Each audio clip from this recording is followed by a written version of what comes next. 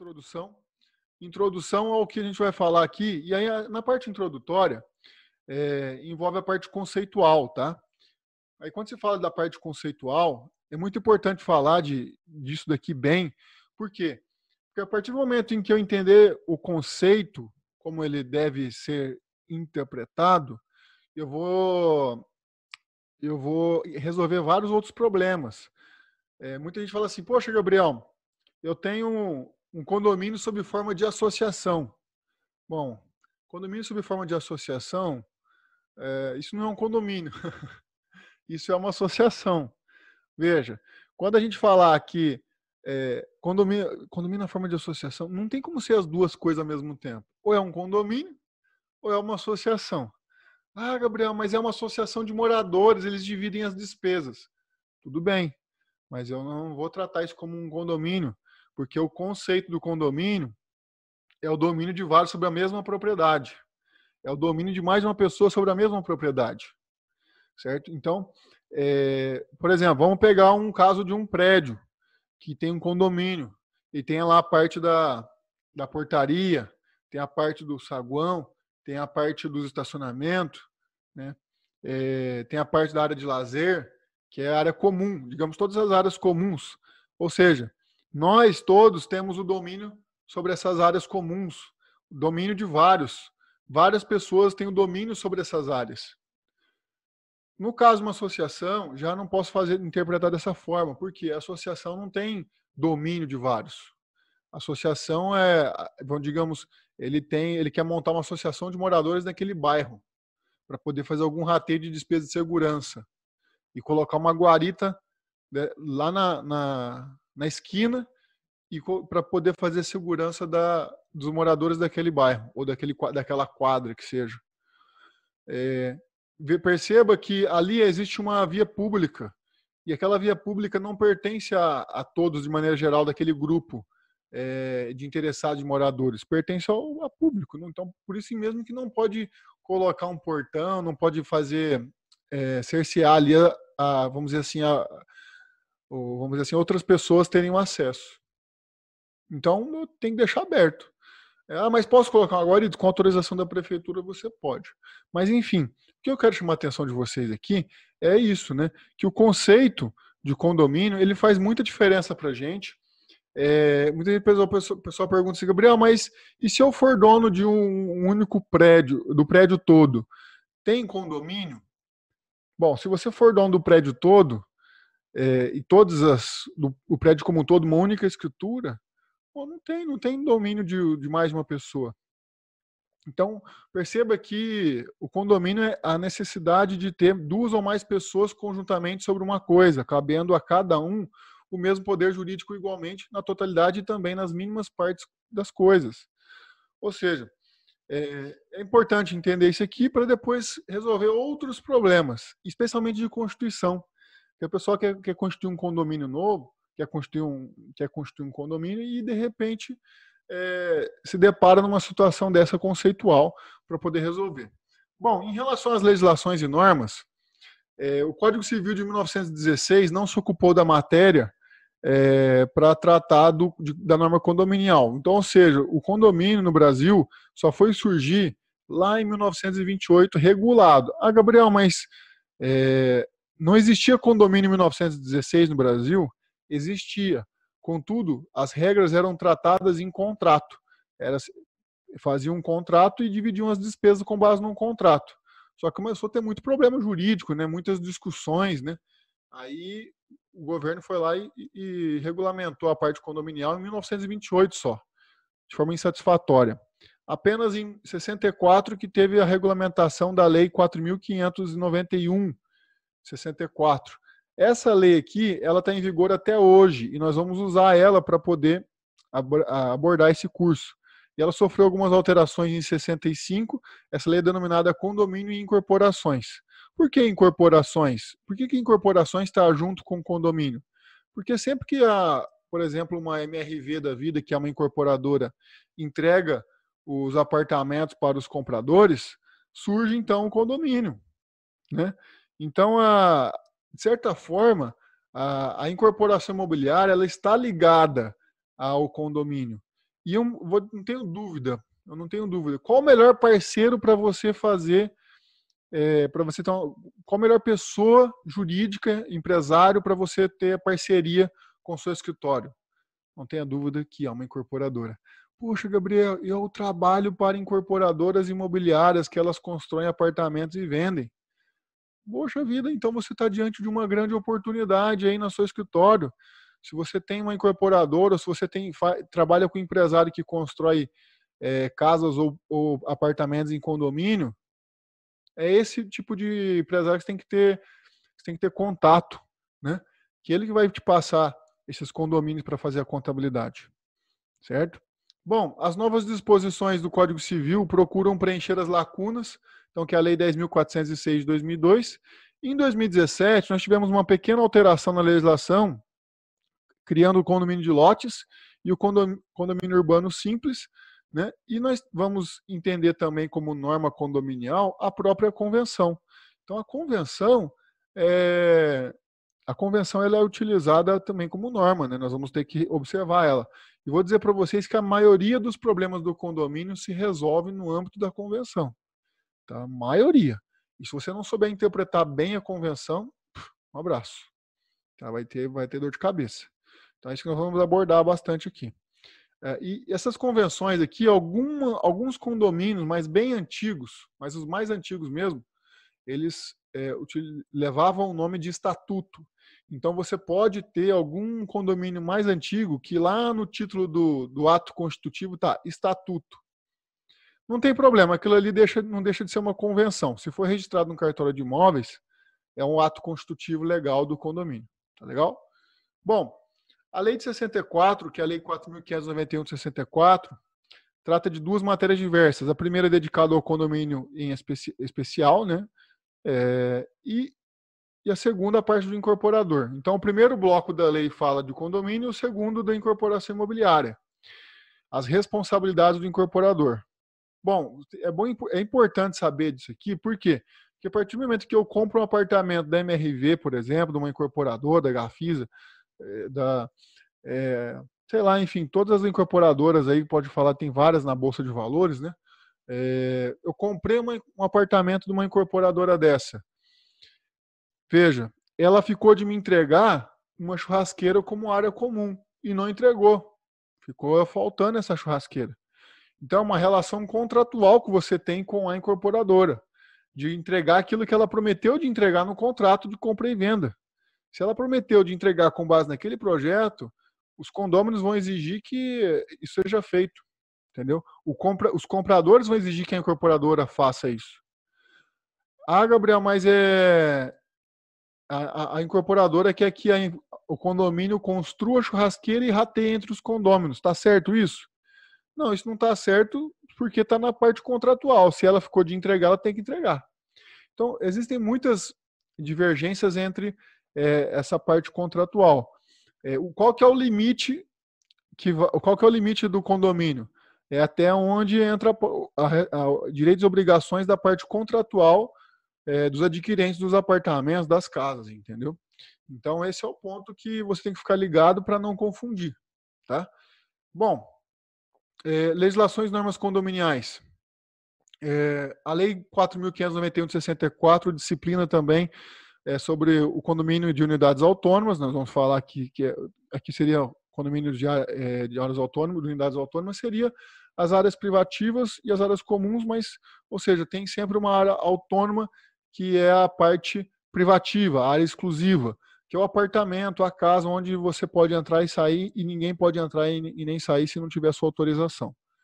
Bom, a convenção de condomínio também aí ela tratada na lei, despesas de condomínio também tratada na lei, seguro, incêndio, demolição, reconstrução obrigatória do prédio, também é tratada aqui na lei de 64.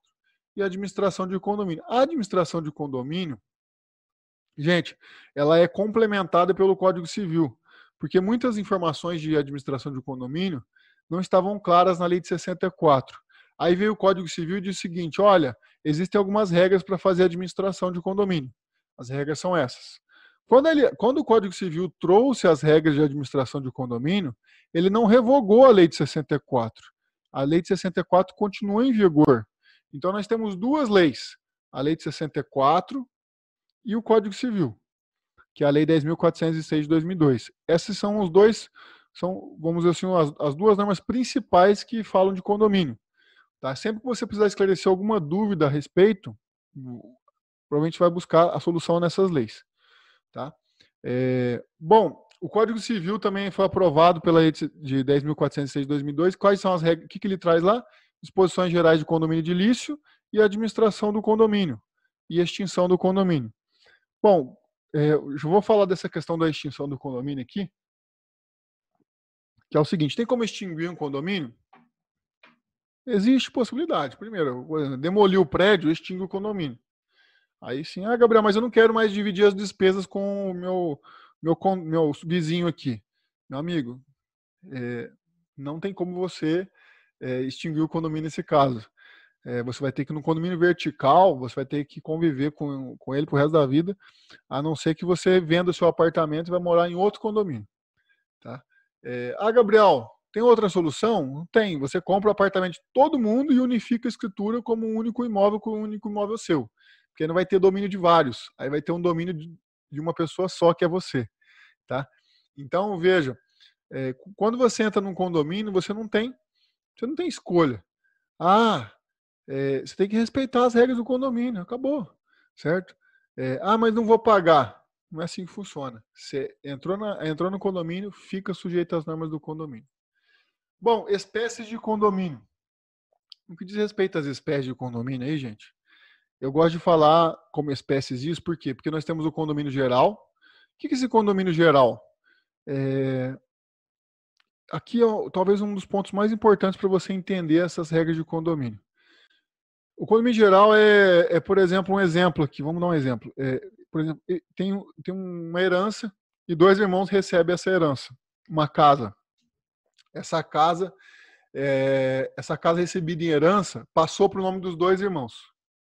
Então, os dois irmãos passaram a ser condôminos de um único imóvel. Ou seja, nós temos um condomínio. E esse condomínio, ele poderia se encaixar no condomínio geral. Um condomínio geral em que mais de uma pessoa tem um domínio sobre aquele bem. Certo? Só que aí, o Código Civil, ele traz um condomínio disciplinado que é o denominado condomínio edilício. O que é um condomínio edilício? O condomínio edilício é o condomínio de edificações. É um condomínio de edifício. Né? O Código Civil utiliza esse nome, edilício, né? Mas nós vamos utilizar como um condomínio de edificação. Tá? Ou seja, como o próprio nome já diz, tem que ter um edifício, tem que ter uma edificação. Uma edificação, uma construção. Quando a gente fala condomínio de apartamentos, nós chamamos de condomínio vertical. Apartamentos vertical. E condomínio de casas, num plano horizontal. Condomínio em plano horizontal. Ambos, tanto vertical quanto horizontal, são condomínios edilícios desde que haja edificações. Então, pode ser que haja uma edificação em forma de apartamento ou casas. Tá?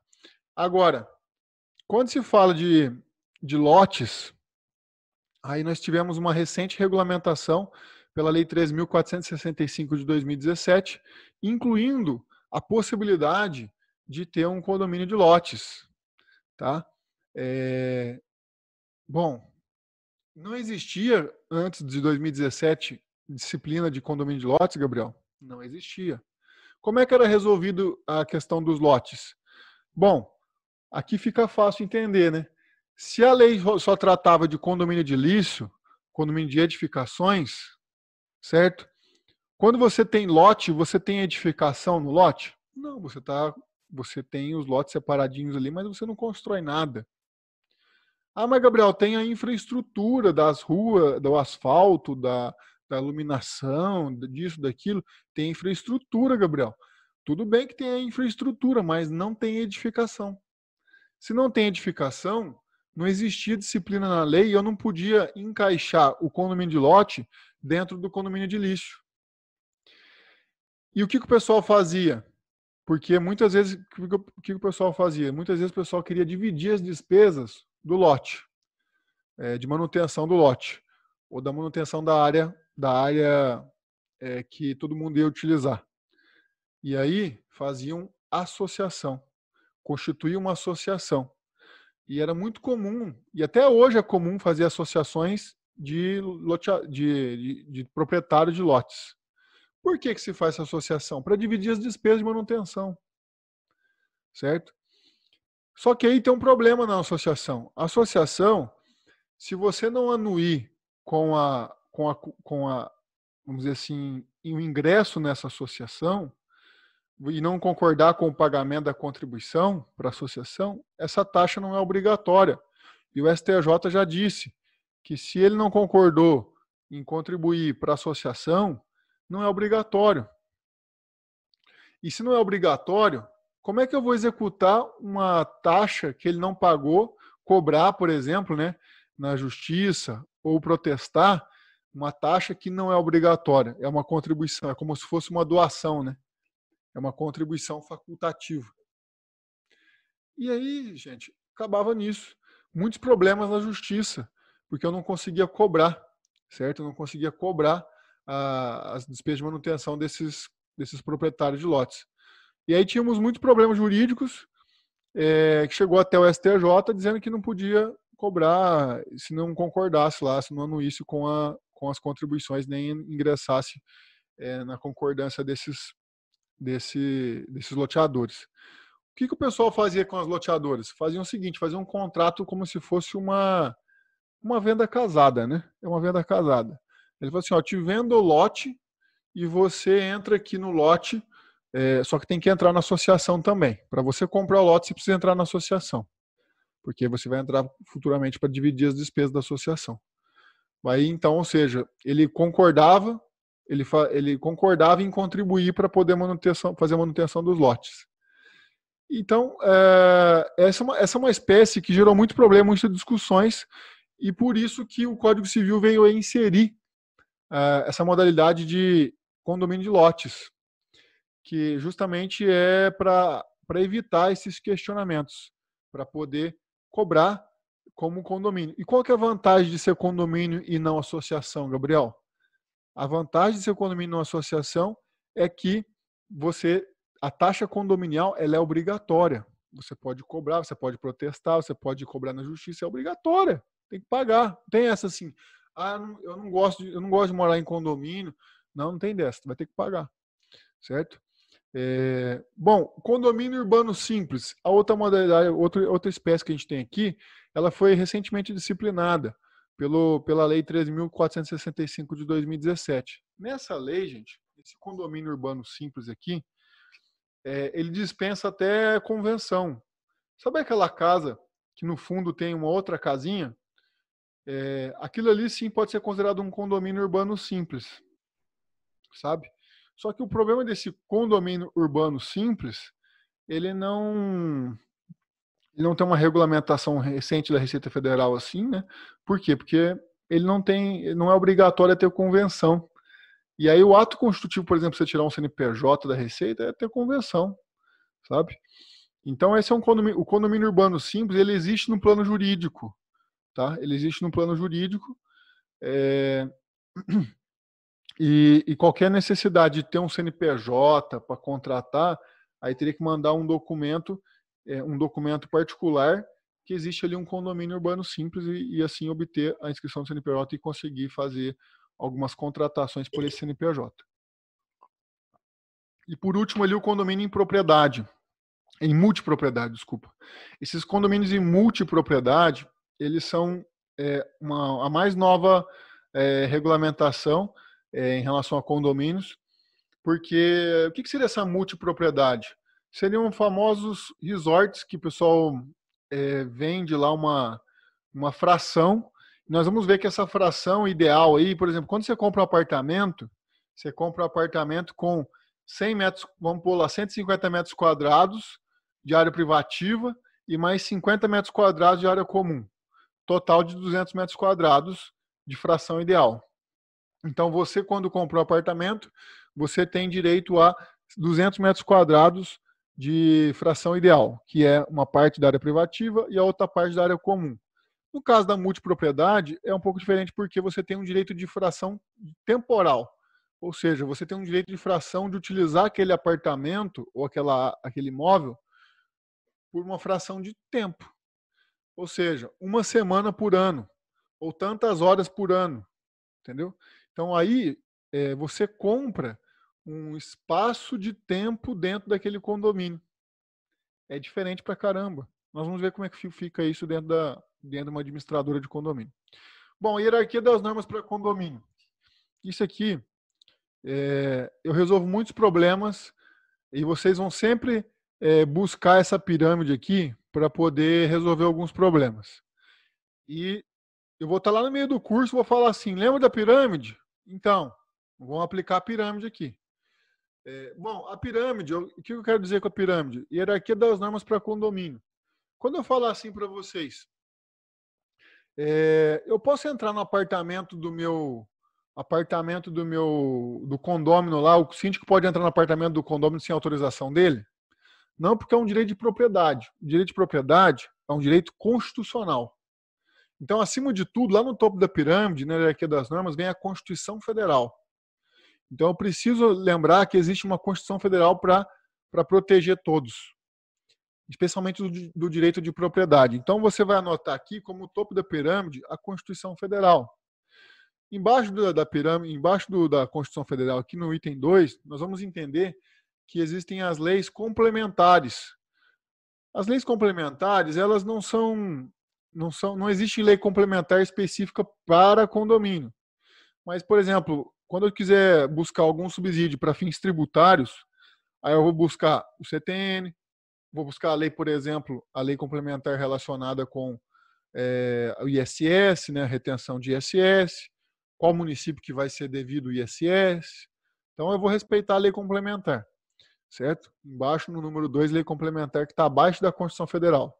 No 3 ali, nós teremos as leis ordinárias e medidas provisórias também poderiam ser junto com as leis ordinárias, MPs e leis ordinárias.